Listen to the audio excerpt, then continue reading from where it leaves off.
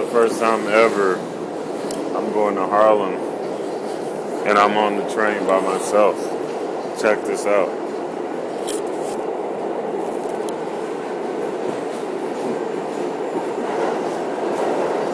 This goes down in history. I've never been on a train by myself in New York City.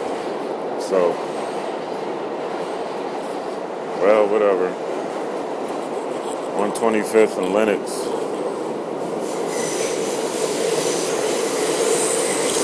Then I gotta head back to 72nd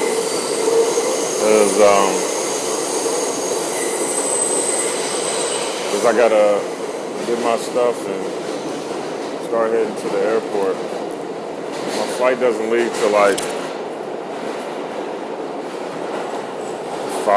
4:59, but I'm not taking a taxi. I don't feel like paying $30 just to get to the airport. We'll see what happens. Love, peace, and hair grease.